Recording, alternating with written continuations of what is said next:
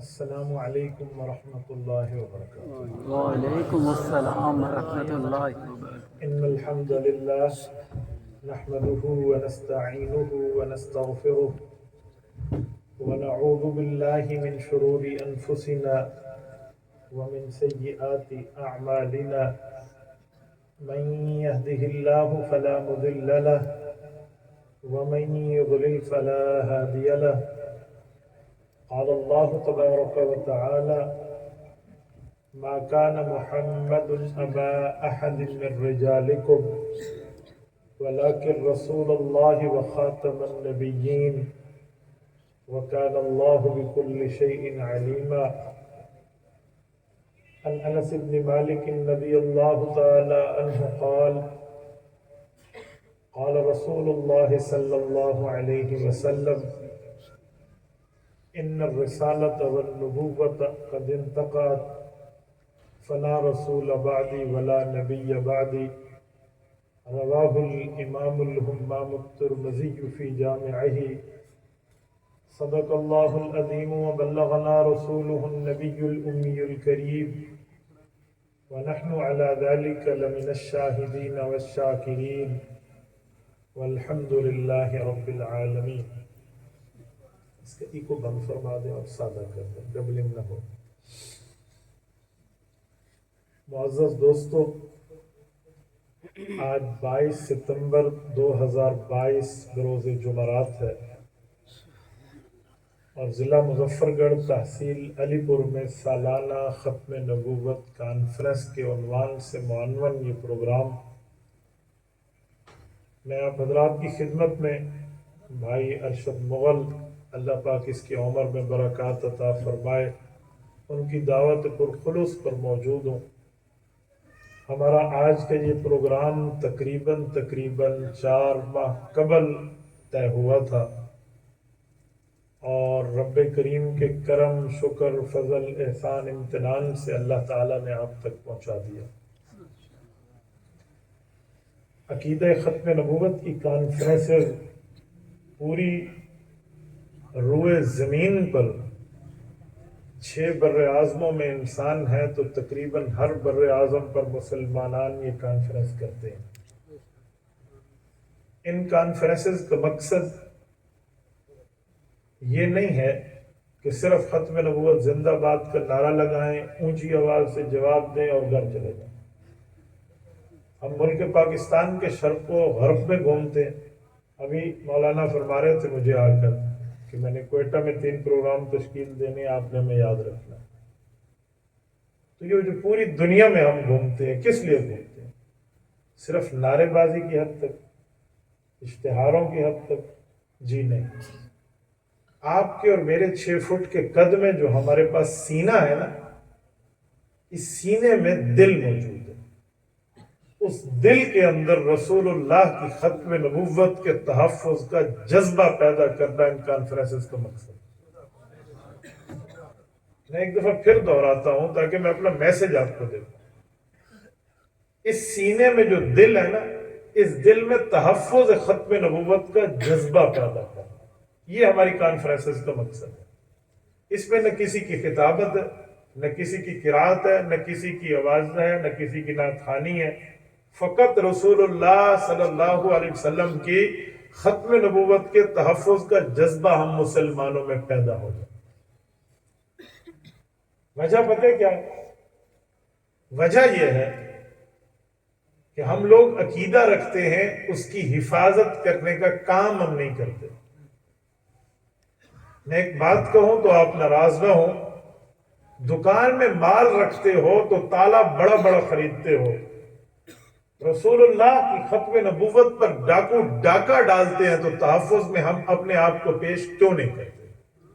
اس کا مطلب کہ ہمارے سامنے مال اور ایمان میں معیار بدل گیا ہے ترجیح کا۔ جتنا قیمتی سامان اندر، اتنے بڑے بڑے تالے باہر لگے ہوئے ہیں۔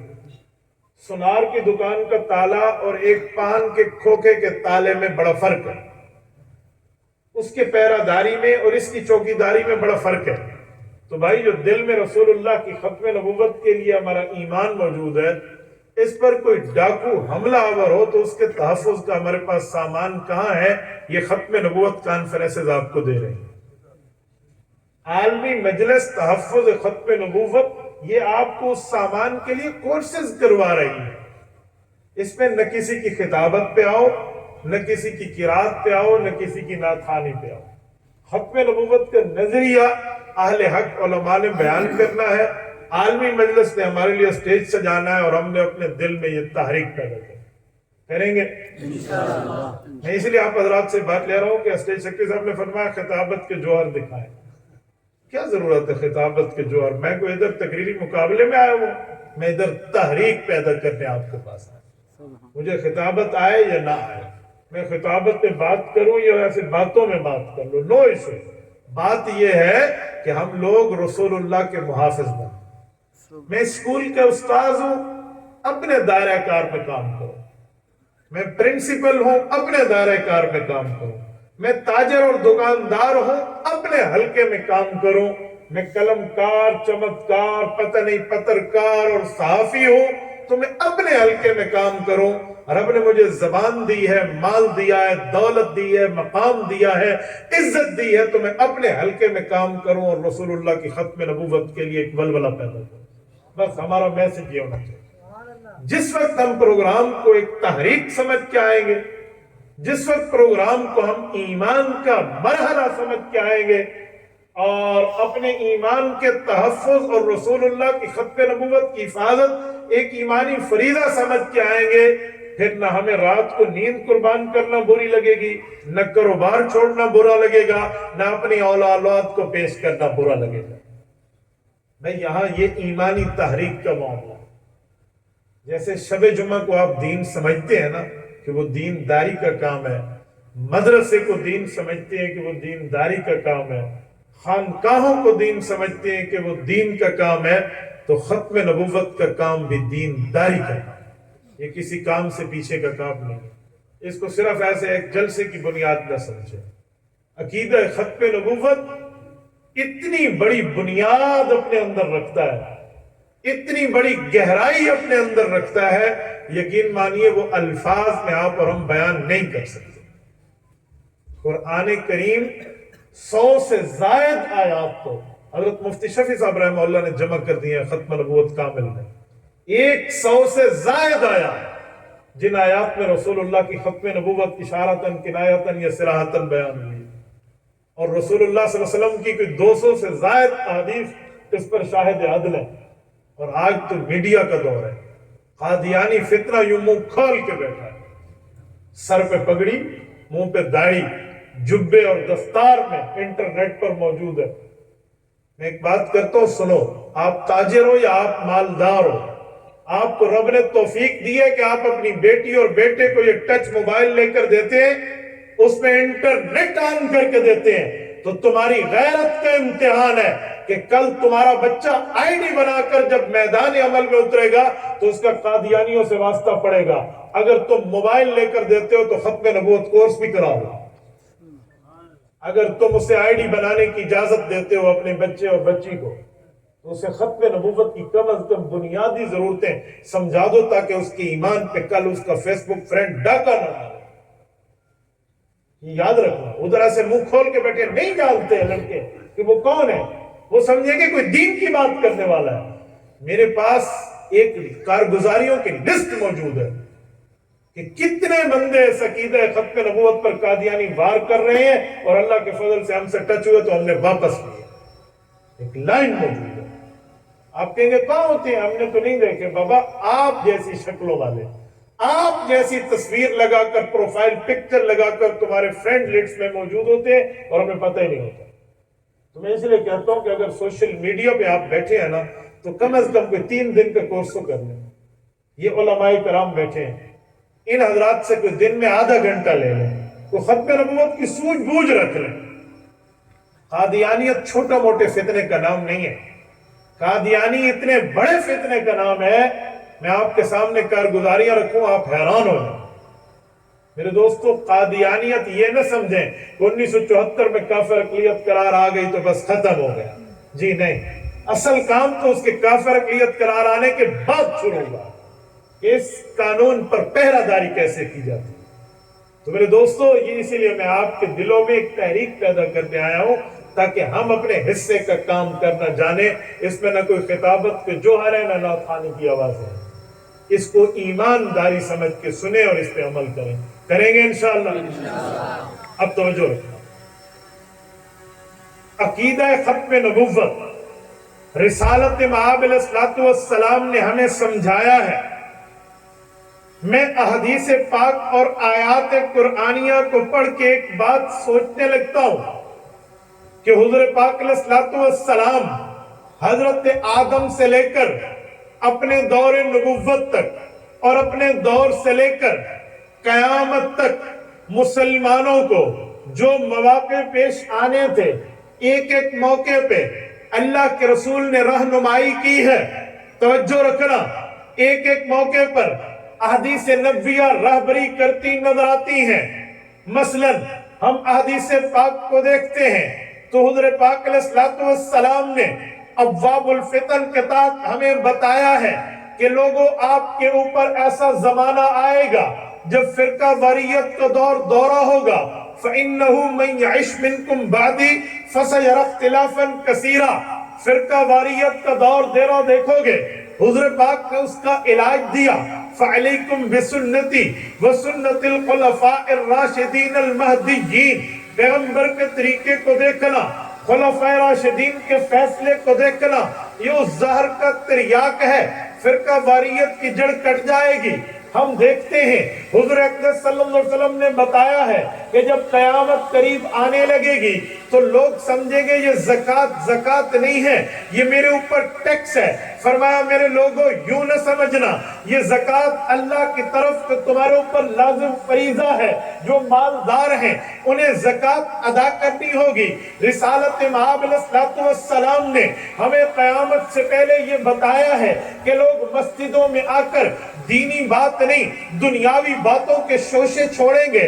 وَارْتَفَعَتِ الْأَصْوَاتُ فِي الْمَسَاجِدِ، مساجد میں اپنی ذاتی معاملات کے لیے یا اپنی دنیاوی معاملات کے لیے آوازیں بلند ہوں گی، آوازیں کسی جائیں گی۔ حضور پاک علیہ السلام نے ہمیں بتایا وَلُبِسَ الْحَرِيرُ، مرد ریشم کا لباس پہننا شروع کر دے گا۔ وَشُرِبَتِ الْخُمُورُ، شراب پینے کو جائز سمجھے گا، گناہ نہیں سمجھے گا۔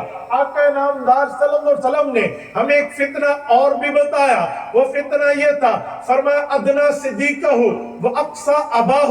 قیامت سے پہلے ایک فتنہ یوں ظاہر ہوگا، باپ سے بیٹے کا تعلق ٹوٹتا جائے گا، یاروں سے تعلق بڑھتا جائے گا۔ فرمایا ایک فتنہ یوں بھی آئے گا، وہ فتنہ کیا ہوگا؟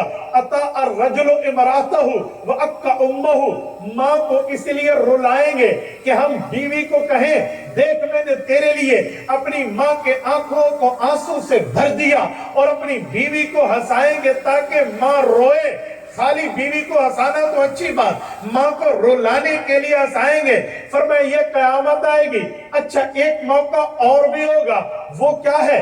وَلَعْنَ آخِرُ هَذِهِ الْأُمَّةِ أَوَّلَهَا۔ پرانے بندے آتے جائیں گے، پہلے بزرگوں کو غلط کہنا شروع کر دیں گے، کوئی انبیاء کو، کوئی صحابہ کو، کوئی اہل بیت کو، کوئی اولیاء کو، علماء کو، فقہاء کو، اتقیاء اسقیاء کو، سب کو گالم گلوچ، سب و شتم، اعتراضات، تنقیدات کے نشتر لگائیں گے۔ یہ طریقہ آئے گا۔ فرمایا اچھا جب یہ سارے معاملے ہو جائیں اس کے بعد تمہارے اوپر یاجوج و ماجوج کا فتنہ آئے گا یا رسول اللہ۔ اس کے بعد فرمایا یوں چلتا چلا جائے گا حتیٰ کہ تمہارے اوپر دجال آئے گا، اور وہ امت کا فتنہ اکبر ہوگا۔ دجال اکبر آئے گا، اس کا تیاق حضرت عیسیٰ علیہ السلام کریں گے، اور حضرت عیسیٰ علیہ السلام کو اللہ کے رسول نے اتنا کھول کے بیان کیا ہے، یقین مانیے احادیث پاک کو سامنے رکھیں، ایک ایک نشانی نظر آتی ہے۔ حضرت عیسیٰ اتریں گے، لباس کیسا ہوگا، بال کیسے ہوں گے، شکل کیسی ہوگی, حیات و کیفیت کیسی ہوگی, اور ان کے کپڑے کیسے ہوں گے, وہ اوپر کس مینارے پہ اتریں گے, وہ مشرق کی سائیڈ ہوگی یا مغربی سائیڈ ہوگی, وہ مسجد ہوگی یا مدرسہ ہوگا, وہ خانقاہ ہوگی یا گلی ہوگی, وہ وقت کیا ہوگا, دائیں کون ہوگا بائیں کون ہوگا. حضور پاک علیہ السلام نے حضرت عیسیٰ کی آنے کی وضاحت یوں فرمائی, آئیں گے تو کتنی نمازوں میں ابتدان امامت کریں گے یا مقتدی بنیں گے, فتویٰ کیسے جاری کریں گے, لوگوں کو کیسے سمجھائیں گے, ان کی شادی ہوگی یا نہیں, بچے ہوں گے یا نہیں, زندگی کتنے سال گزاریں گے, پھر اس دنیا میں رہ کے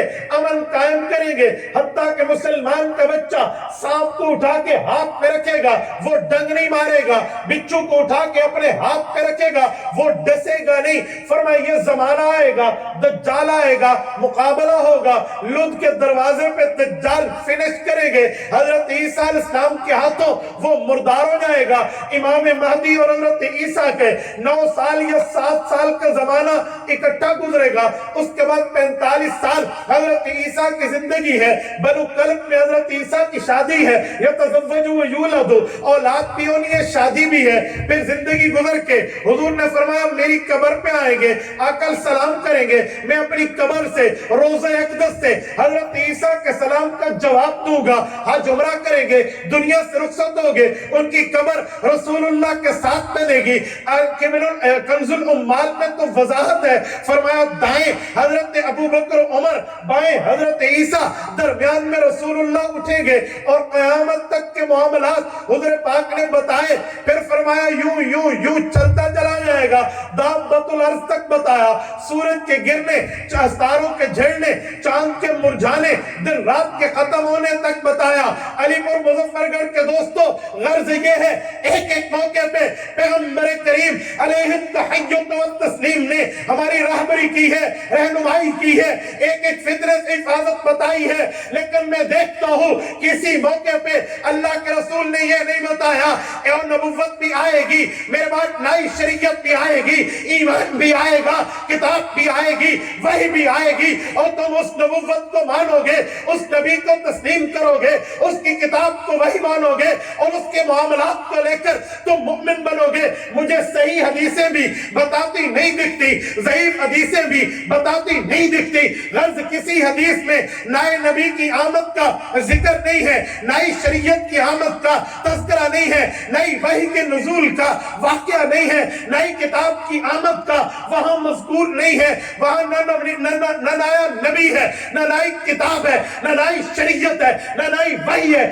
نہ نئی حکومت, نہ نئی ریاست اسلامی کی بات ہے, کچھ بھی نہیں ہے. حضور پاک ہاں یہ تو بتاتے ہیں, فرمایا وَسَيَكُونُ بَعْدِي ثَلَاثُونَ كَذَّابُونَ دَجَّالُونَ كُلُّهُمْ يَحْسَبُ أَنَّهُ نَبِيُّ اللَّهِ إِنَّهُ لَا نَبِيَّ بَعْدِي. حضور پاک نے فرمایا لوگوں ہاں نیا نبی تو نہیں, جھوٹا نبی آئے گا, ایک نہیں 30 آئیں گے, کذاب ہوں گے, دجال ہوں گے, بے ایمان ہوں گے, کہیں گے ہم اللہ کے نبی ہیں. اور لوگوں محمد مصطفیٰ احمد مجتبیٰ تمہاری امت کے نبی ہے, تمہیں بتا سمجھا سنا رہا ہے, میرے بعد نئی نبوت نہیں ہے, میں آخری نبی ہوں. اس پوری معلومات میں ہمیں نئی نبوت نہیں, نبوت کاذبہ پہ رد نظر آتا. حضور فتنے بتاتے ہیں, فتن کی پوری ترتیب بتاتے ہیں, چھوٹے بڑے فتنے کی بات کرتے ہیں, اور سب کچھ بتانے کے بعد نئی نبوت نہیں, نئی نبوت کے اعلان کرنے والے کو جھوٹا بتاتے ہیں. تو میں پوچھتا ہوں قادیانیوں, تمہارا دماغ خراب ہو گیا ہے کہ تم مرزا گامے کو نبی مان کے اس کے پیچھے چلنے کو راہ نجات مانتے ہو. حدیث میں کوئی تو اشارہ ہوتا, کوئی تو بات ہوتی, کسی جگہ تو رہنمائی ہوتی, کسی موقع پہ کوئی اشارہ, کنایا, صراحت تو بڑی بات ہے, کوئی ہلکا سا اشارہ بھی ہوتا. یہاں تو نہیں ہے, الٹا اس پر رد موجود ہے. تو اس کا مطلب جس کا دماغ خراب ہو جائے وہی نئی نبوت کا قائل ہوگا, ورنہ اسلام میں, دین میں, شریعت میں, ایمان میں, ایقان میں, احسان میں اور مذہب میں کہیں بھی نئی نبوت کا اشارہ تک بھی موجود ہے. اور نئی نبوت کے معاملات کو کہنے والے اس فتنوں کی لسٹ میں تو موجود ہے جس فتنے کو رسالت مآب علیہ السلام نے کذاب اور دجال فرمایا. ہمیں نظر نہیں آتا کہ کسی موقع پر اللہ کے رسول صلی اللہ علیہ وسلم نے نئی نبوت کا اشارہ دیا.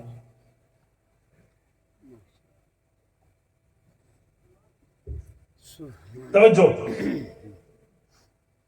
جب ختم نبوت پر ایک ایک مسئلے کی وضاحت ہے اور نئی نبوت کا اعلان نہیں ہے, تو نئی نبوت کس بنیاد پر؟ آج ہماری گفتگو دنیا میں دیکھی جاتی ہے. تو میں قادیانیوں کو اکثر کہتا ہوں کہ ہم پہلے تو تمہیں دعوت اسلام دیتے ہیں کہ تم مسلمان بن جاؤ. تمہیں تمہارے مربیوں نے, مربی قادیانی مولوی کو کہتے ہیں, جھوٹ بولا, اور جھوٹ کی پٹی تمہارے سامنے ایسے پڑی ہے کہ تم سچ کہنے لگ جاتے. حضرت آپ حیران ہو گئے, لاہور میں ایک قادیانی مجھے ملا, دھرم پورا میں. مجھے کہنے لگا مولانا مسلم شریف میں حدیث ہے کہ 3 چاند طلوع ہوں گے, اس کے بعد غلام احمد صاحب آئیں گے. تو آپ نے مسلم شریف پڑھی؟ کہہ تو ایسا رہا تھا جیسے وہ مسلم شریف پڑھاتا ہو. میں نے کہا جی پڑھی تو ہے, جان بوجھ کے تھوڑا سا ایسے ویڈرالنگ پوزیشن جسے کہتے ہیں نا پیچھے, پڑھی تو ہے. کہتے ہاں پڑھی ہے. میں نے جی پڑھی تو ہے, اس میں حدیث نہیں پڑھی. یار میں نے تو نہیں پڑھی ہے حدیث, آپ دکھا دیں مجھے. انہوں نے سمجھا آپ صحیح مسلم کہیں سے منگوائے گا. میں اپنی موبائل میں یہ سارا علاج رکھتا ہوں, میں نے یہ سامنے رکھی, میں نے کہا صحیح مسلم ہے, بسم اللہ نکال دیں. اب اس نے دیکھی نا عربی والی صحیح مسلم, کہتے ہیں میں نے تو اردو والی پڑھی ہے. ڈرنے کی بات, یہ ٹرانسلیٹ, آؤ ذرا ترجمے سے دکھا دو کہاں ہے. اب خاموش. سیدھی اور الٹی پکڑنا مسلم شریف نہیں آتا, اور جب مسئلہ سامنے کھلا تو وہ تھا ہی نہیں سرے سے. بکواس کی ہے کسی مربی نے اس کے سامنے اور اس نے جھوٹ بول کے آگے چلا. تو میں نے اسے کہا بتا, جس مربی کو تو اپنا مومن اور اپنا مربی مان رہا ہے, کو صحیح تربیت کر رہا ہے, وہ حضور کی حدیث پر جھوٹ بول رہا ہے, کیا تمہارے عقیدے پر جھوٹ نہیں بولے گا؟ یعنی اس طرح ڈٹ کے جھوٹ بولتے. میرے دوستوں میں تمہیں کہتا ہوں, آپ جتنے بیٹھے ہو, آپ کی تیاری کہاں تک؟ میں کسی کو شرمندہ نہیں کرتا, لیکن ایک بات کرتا ہوں, ذرا رات کو سونے لگنا نا, سرانے پر آپ اکیلے ہوں گے, اور اس وقت اپنے دل سے پوچھنا کہ کل کوئی رسول اللہ کے ختم نبوت کا ڈاکو, کوئی قادیانی راہ جاتے مجھے ملے اور مجھ سے 2 سوال پوچھے, میں جواب دینے کی پوزیشن میں ہوں. اگر آپ کا دل کا آپ جواب دے سکتے ہو تو اللہ کا شکر ادا کر, اور اگر آپ کا دل کہے کہ آپ جواب نہیں دے پاؤ گے تو پھر غیرت کے کیپسول کھانا ان علماء کے پاس پڑھنے ضرور آنا. خالی جلسوں پر گزارا نہیں ہے. جلسہ تو اظہار قوت اور اظہار تحریک ایک ولولے کا نام ہے, لیکن اس پر بنیادی معلومات یہ بڑی چیز چاہیے. خدا کی قسم اس پر محنت چاہیے. اس پر ختم نبوت کے کورسز مرتب ہیں, آپ دفتر سے منگوائیے, مولانا حمزہ آپ کے پاس موجود ہے, گھر میں پڑھیے, نہیں تو ان سے وقت لیجیے, 1 گھنٹہ آدھا گھنٹہ نکالیے اور دلائل میں پھر جواب دینا سیکھیں. ورنہ صحیح مسلم کا حوالہ کسی اور کے سامنے پیش کرتا, جس نے مسلم شریف دیکھی نہ ہو تو وہ کہے گا ہو سکتا ہے صحیح حدیث ہو, چل آدھی بات تو اس کی مان گئے نا, کیا جواب دیں, کس بنیاد پہ دیں گے؟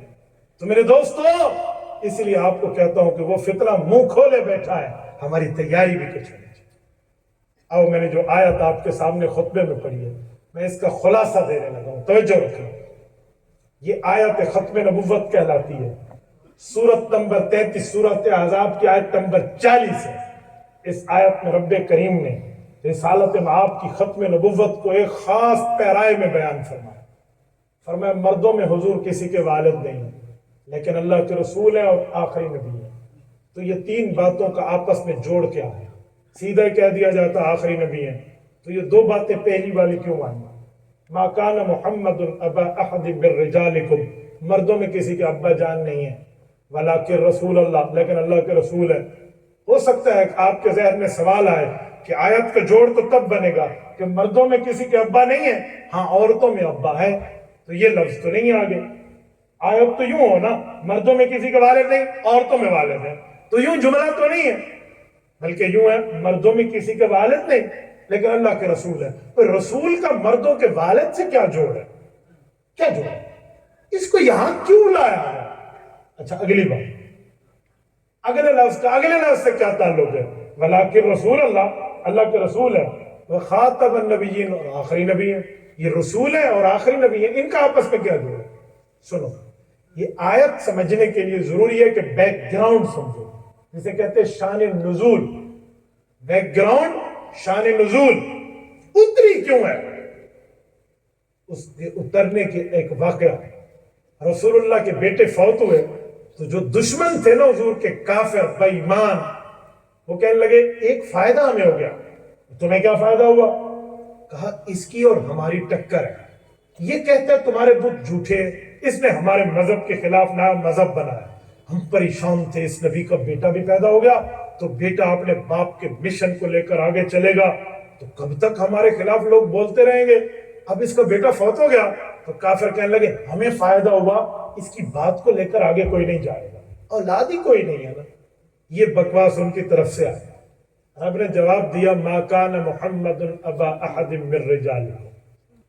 اتنی بات کہ حضور پاک کا کوئی بیٹا مرد بن سکے یوں تو نہیں ہے، لیکن خوش نہ ہونا تم. کیوں؟ تمہاری خوشی اس بنیاد پہ ہے نا کہ باپ کی بات کو نسل لے کر آگے جائے گی اور وہ بیٹا ہے. فرمایا یوں نہیں ہے، ولیکن رسول اللہ 1 2 3 4 5 10 بیٹے لے کر آگے چلیں تو کیا چلنا ہوگا؟ حضور کے لیے تو رسالت کا رتبہ ہے اور رسول کے ماننے والی تو پوری امت ہوتی ہے. اس کا مشن پوری امت لے کر چلے.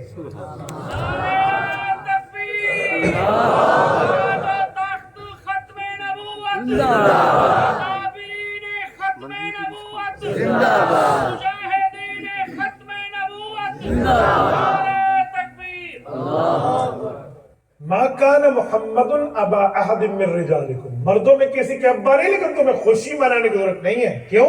ولیکن رسول اللہ، حضور تو رسول ہے، رسول کی بات کو پوری امت لے کر آگے چلے گی.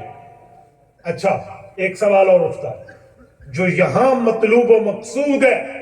وہ سوال یہ ہے کہ رسول تو پہلے بھی کئی آئے، حضرت آدم آئے، حضرت شیش آئے، حضرت نوح آئے، حضرت موسیٰ آئے، حضرت عیسیٰ آئے، آ کر چلے گئے.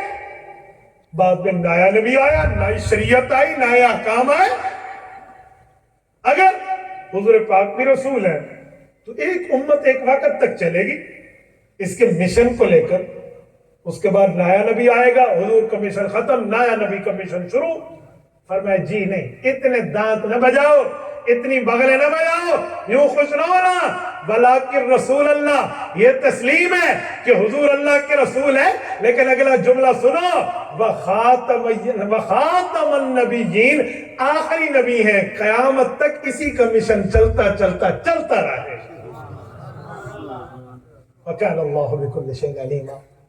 یہ لفظ قرآن کریم کے جس پیرائے میں اترے، اگر آپ کی تیاری ہو اس آیت کے شان نزول میں، آپ کی تیاری ہو اس آیت کی تفسیر میں، دنیا جہان کا کوئی اللہ تلاللہ مرزائی بھی تمہارے سامنے نہیں ٹھہر پائے گا. یہ کوئی بات ہے؟ ہمیں اپنے مشن پر، اپنے عقیدے پر، اپنے نظریے پر دلائل ازبر ہونے چاہیے. کل قیامت میں اگر گناہوں کا سوال ہونا تو شاید اگر کوئی مجاہد ختم نبوت یہ بات پیش کرے کہ یا اللہ ہو سکتا ہے کچھ گناہ بھولے سے توبہ میں رہ گئے ہوں، لیکن میں نے تیری نبی کی نبوت پر پہرہ داری کی ہے، مجھے قوی امید ہے اللہ کی رحمت سے کہ اللہ تعالیٰ وہ گناہ بھی بخش دے گا. لیکن اپنے دامن میں رسول اللہ کی پہرہ داری کو تو لائے نا، اپنے دامن میں رسول اللہ صلی اللہ علیہ وسلم کے تحفظ کو تو لائے نا. یہ تو ہمیں نظر نہیں آ رہا. سنو حدیث پاک، جو حدیث میں نے خطبے میں پڑھی ہے، اس حدیث پاک کا ماصل کیا ہے؟ جامع ترمذی جلد نمبر 2 ابواب الرؤیا باب ذہبت النبوہ و بقیت المبشرات. حضرت انس بن مالک رضی اللہ عنہ راوی ہیں، اللہ کے رسول صلی اللہ علیہ وسلم نے اعلان فرمایا ان الرسالۃ والنبوۃ قد انتقعت فلا رسول بعدی ولا نبی بعدی. کہ لوگوں، نبوت اور رسالت نئی آنے کے سلسلے کو رب نے کاٹ کے رکھ دیا. قد انتقعت، انقطاع، منقطع ہو گیا. نہ میرے بعد رسول نایا ہے، نہ میرے بعد نبی نایا. اس سے بڑھ کے بھی کوئی بات ہو سکتی ہے؟ جب رسالت مآب علیہ السلام اپنی زبان اقدس سے، جس کے لیے آپ کا اور میرا عقیدہ اور نظریہ ہے کہ سورج مشرق کے بجائے मगरब से तुलू हो सकता है, आका का फरमान झूठा सारे बताइए, हुजूर का फरमान झूठा नहीं हो सकता। तो उस फरमान ने बताया फला रसूल अबादी वला नबी अबादी, न मेरे बाद रसूल कोई नहीं है, न मेरे बाद नबी कोई नहीं है। तो ये दलील अगर हमें अज़बर हो, ये दलील हमें मालूम हो, हम खत्म नबूवत की चौकीदारी कर सकेंगे या नहीं कर सकेंगे? बोलिए बोलिए। तो मेरे दोस्तों फिर तहिया करो ना कि हम इस जलसे में आए थे जलसे की बातों को लेकर, लेकिन उठेंगे एक बात अल्लाह से तय करके कि मेरे मौला हमने कलमा अपने नबी पे पढ़ा है, कल से हम इंशाअल्लाह वक्त निकाल के खत्म नबूवत का कोर्स करेंगे। करोगे या नहीं करोगे? जितने बैठे मेरे दोस्तों, जितने दोस्तों, मैं आपसे हाथ किस बुनियाद पे उठवाता हूँ कि ये हाथ भी कल क़यामत में गवाही दे और हमारे कंधों पे बैठे फरिश्ते लिख लें कि हम सारे मुसलमान इस बात का इरादा करते हैं कि हम इंशाअल्लाह ताला खत्म नबूवत पर कोर्स करेंगे। करोगे? अकीदा खत्म नबूवत पर दलाइल पढ़ोगे? अकीदा खत्म नबूवत पर दलाइल हिफ्ज़ करोगे? इस कोर्स के लिए खुद तैयार हो, अपनी औलादों को, अपने हल्का अहबाब को मुतवज्जे करोगे? जज़ाकुमुल्लाह ताला। ये मैं इसीलिए आपसे हाथ उठवाया कि फरिश्ते बैठे ये भी लिख लें और इरादे पर वैसे ही नेकी है और आपकी बात तय भी हो जाए कि हम खत्म नबूवत पर दलाइल याद करें। कादियानियों का बच्चा बच्चा दलाइल याद किए हुए, चाहे झूठे क्यों ना हो, झूठे दलील क्यों ना हो, झूठी दलीलें चाहिए, 2 नंबर चाहिए, फेक उनके पास प्रूफ चाहिए। इधर उधर ईरान तुरान की लगड़ भगड़ की किसी न किसी जगह पे झूठी दलील निकालना है, वरना कादियानियों के दामन में तो दलील की दाल भी नहीं है। वो झूठ भी लेकर आए, वो अज़बर किए हुए होते हैं, उन्हें पता होता है कि किस तरह मुसलमान को फंसाना है। लेकिन हमारा मुसलमान खत्म नबूवत पर कोर्स नहीं कर चुका, सच्चे मजहब का झूठा पैरोकार बना हुआ होता है। भाई सच्चे मजहब के सच्चे पैरोकार बने। मैंने कादियानियों को देखा है, वो झूठे मजहब के सच्चे पैरोकार हैं। नहीं समझा मेरा लफ्ज़? झूठे मजहब के सच्चे पैरोकार का माना अपने झूठे मजहब के साथ मुखलिस जरूर है, लेकिन हम सच्चे मजहब के झूठे पैरोकार क्यों बने? हम सच्चे मजहब के सच्चे पैरोकार बने। और मेरे दोस्तों, अल्लामा अनवर शाह कश्मीरी रहमतुल्लाह को जुमला याद रखना, फरमाया खत्म नबूवत का तहफ़्फ़ुज़ ज़ात मुस्तफ़ा का तहफ़्फ़ुज़। अकीदा खत्म नबूवत का तहफ़्फ़ुज़ रसूलुल्लाह की ज़ात अक़दस का तहफ़्फ़ुज़ है। और मेरे दोस्तों, एक बात ज़हन में रखना, रिसालत मआब अलैहिस्सलातु वस्सलाम का तहफ़्फ़ुज़ आप करोगे तो रब्बे करीम की रहमतें आप पर छन छन बरसेंगी। जुमा के खुतबे में आप हदीस पाक सुनते नहीं? रसूलुल्लाह ने फरमाया अल्लाह अल्लाह फी अस्हाबी ला तत्तखिज़ूहुम गरज़न मिन बअदी फमन अहब्बहुम फबिहुब्बी अहब्बहुम वमन अबग़ज़हुम फबिबुग़ज़ी अबग़ज़हुम वमन अज़ाहुम फ़क़द अज़ानी वमन अज़ानी फ़क़द अज़ल्ला वमन अज़ल्ला फ़यूशिका यअख़ुज़हु। हर जुमे में हदीस पाक आपके सामने बयान है। क्या मतलब? फरमाया लोगों अल्लाह से डरो, अल्लाह से डरो, मेरे सहाबा को तनकीद का निशाना न बना। तुम में से कोई बंदा अगर मेरे सहाबा को तनकीद का निशाना बनाता है तो फरमाया याद रखो उसे दरअसल मुझसे बुग़्ज़ है। ये मुहम्मदी फतवा है सल्लल्लाहु अलैहि वसल्लम। फरमाया मुझसे बुग़्ज़ है तो फिर मेरे सहाबा के ऊपर तुम एतराज करोगे। फमन अहब्बहुम फबिहुब्बी अहब्बहुम, अगर मुझसे मोहब्बत है तो मेरे सहाबा से तुम्हें प्यार हो। सुनना अगला जुमला, वमन अज़ाहुम फ़क़द अज़ानी, मेरे सहाबा को सताना मुझ मोहम्मद सल्लल्लाहु अलैहि वसल्लम को सताने के मुतरादिफ है। वमन अज़ानी फ़क़द अज़ल्ला, और जो मुझे सताने की जुर्रत करेगा ये अल्लाह को सताने की जुर्रत कर रहा है। वमन अज़ल्ला फ़यूशिक अन यअख़ुज़हु, और जो अल्लाह को, अल्लाह रब्बुल इज़्ज़त पर एतराज और रब को सताने की 2 नंबरी झूठी तगदो करेगा, करीब है रब इसको अपनी गिरफ्त में ले। कहाँ जाएगी ये हदीस पाक को बता रही।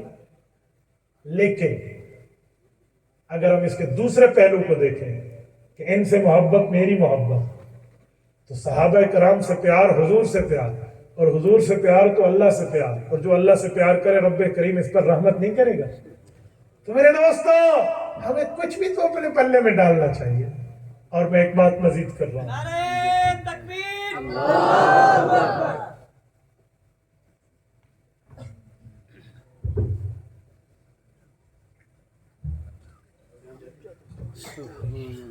جزاکم اللہ. توجہ میرے دوستو.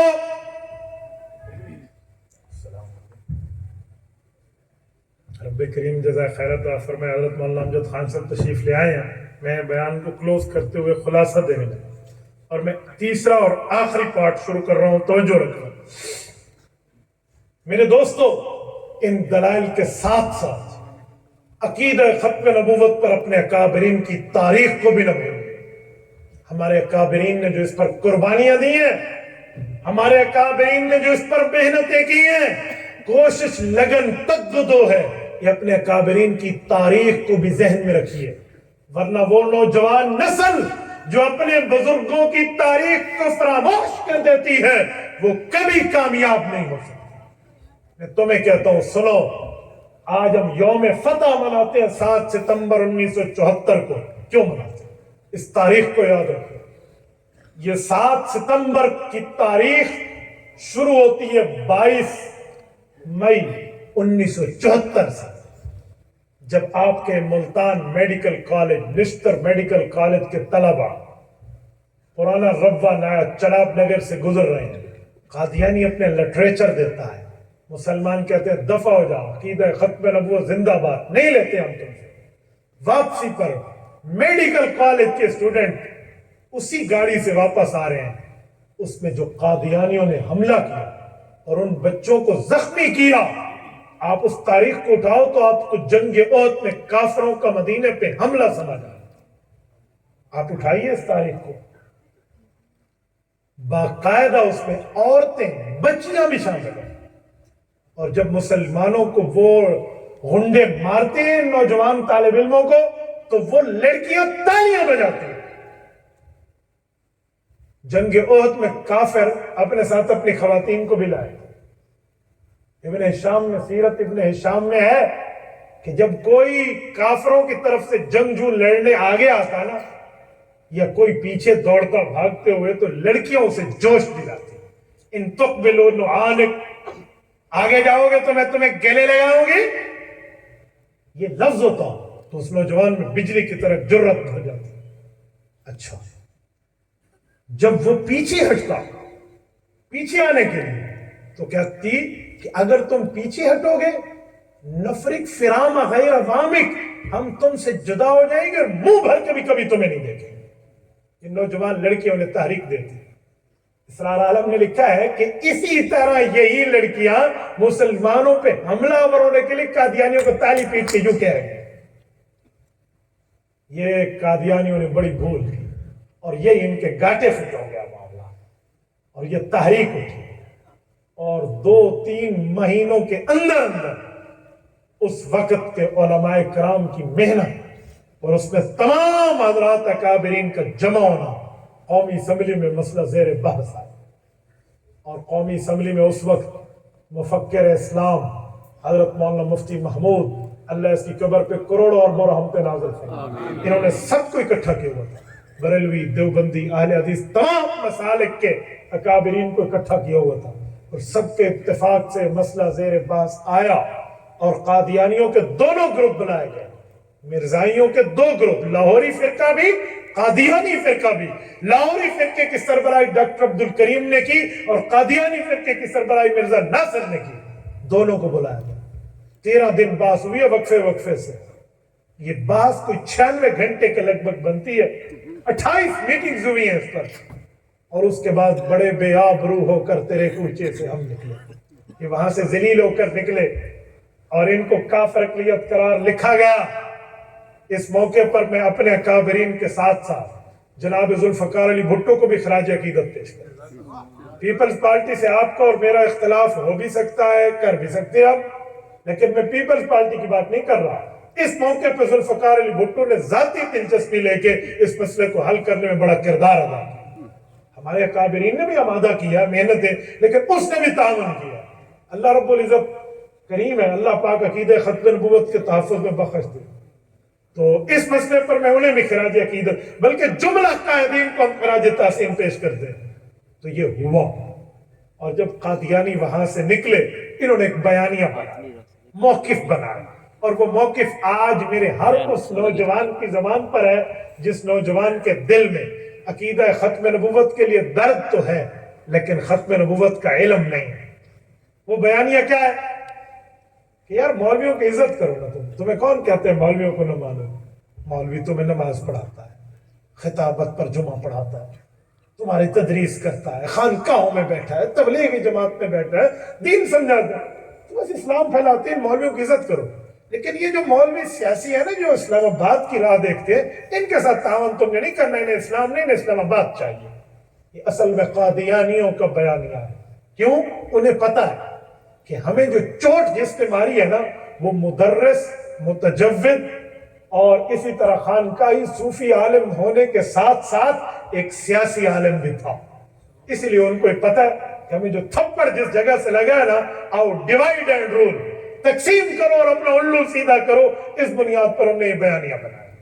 میں ایک جملہ کہتا ہوں، سنو۔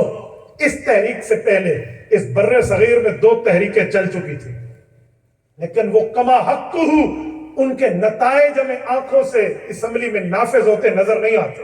تحریک اللہ کے ہاں ضرور کامیاب ہے، لیکن عند اللہ کے ساتھ عند الناس کی بات کر رہا ہوں۔ آپ کہیں گے کیسے؟ سنو، ہمارے علماء کرام نے اس وقت کی عدالت سے تو فیصلہ لے لیا تھا۔ 1934 میں جج محمد اکبر نے آپ کے بھاولپور سے فیصلہ دیا تھا۔ پھر تحریک 1973 اور 1953 والی چلی۔ اس میں علماء نے لکھا ہے کہ 10 لاکھ آدمی گھر سے بے گھر ہوا ہے، 1 لاکھ بندہ زخمی ہوا ہے، 10,000 جوان شہید ہوئے ہیں۔ میں پوچھتا ہوں، اس وقت کی حکومت خواجہ ناظم الدین وزیر اعظم نے تو اسٹیٹ بائی گولیاں چلائی تھی، قانون نہیں بنا تھا، لیکن کیا بات ہے کہ 1974 میں 1 گولی بھی نہیں چلی، 1 گولی بھی، قانون بن گیا۔ بھئی وجہ یہ ہے، پچھلی تحریکوں میں ہمارے پاس مدرسے کی طاقت تھی، تبلیغ کی طاقت تھی، خانقاہ کی تھی، تدریس کی تھی، امامت و خطابت کی تھی، نہیں تھی تو سیاسی طاقت نہیں تھی۔ اور جب 1974 کا وقت آیا تو ڈیرہ اسماعیل خان اور ٹانک کے غیور مسلمانوں نے منتخب کر کے مولانا مفتی محمود کو وہاں بھیج رکھا تھا۔ ہزارہ والوں نے مرد اور مولانا غلام غوث ہزاروی کا وہاں انتخاب کر رکھا تھا۔ یہ چند علماء وہاں گئے اور یہ مسئلہ منوا کر آئے۔ تو میرے دوستو، ہمیشہ اسلام کی حفاظت اس طاقتور قوت نے کی ہے جس کی مخالفت میں آج ہم سارے ٹھہرے۔ جب ہم اس طرح بات کرتے ہیں تو پھر ہمیں کہتے ہیں جی مولوی نے کیا کیا؟ اور مولوی نے تمہارے ایمان پر پیرا دیا، مولوی نے کیا کیا؟ اور موجودہ بات ایک کرتا جاؤں، حضرت اس کی تفصیل دیں گے۔ آج ٹرانسجنڈر بل کے نام پر ہمیں کہتے ہیں مولوی نے کیا کیا۔ تمہیں پتہ ہے یہ بل پیش کس نے کیا؟ تمہیں پتہ ہے اس بل کو لاگو کس نے کیا؟ تمہیں پتہ ہے اس بل کے دفتروں کا افتتاح کس نے کیا؟ اعتراض پھر بھی مولانا پہ۔ بھائی پیش کرنے والے کون ہیں؟ لاگو کرنے والے کون ہیں؟ دفتروں کا افتتاح کرنے والے کون ہیں؟ اس میں تو کوئی جمعیت علماء کی بات نہیں ہے، اس میں تو کوئی علماء کی بات، کہ علماء کی تو نمائندگی وہاں مخالفت کر رہے ہیں۔ جتنی طاقت اتنی مخالفت ہی ہوگی نا۔ ہماری نمائندہ نعیمہ کشور صاحبہ تو اس میں باقاعدہ اس پر تردید کر رہی ہیں۔ اس میں آپ علماء سے پوچھتے ہیں، اور جب ووٹ دینے کی باری آتی ہے تو پھر کہتے ہیں مولوی کے اسلام آباد سے کیا تعلق ہے؟ اے کاش اس وقت آپ نے اسی طرح ہمیں میجارٹی دی ہوتی تو ہم دیکھتے کہ ان 2 نمبروں نے بل پاس کیسے کیا۔ لیکن حصہ بقدر جسہ، اتنا ہی بولیں گے جتنا بولنا تھا۔ لیکن آپ تسلی رکھیں، اس ریاست مدینہ پہ جھوٹا نام لے کر جن لوگوں نے ان کے دفتروں کا افتتاح کیا، آج بھی اس کی تصویریں چل رہی تھی کہ شیری مزاری اس کے دفتر کا افتتاح کر رہی ہے وہاں اسلام آباد کے اسپتال میں، جہاں جنس تبدیل کرنے کے لیے میڈیکل طور پہ بورڈ بیٹھے گا۔ انشاءاللہ آپ اعتماد رکھو، اس پر علماء کرام نے بل تیار کر لیا ہے، ان قریب اسمبلی میں پیش ہوگا اور اسلامی بل اس غیر اسلامی بل کو ختم کرے گا، کریں گے انشاءاللہ، آپ بے فکر رہو۔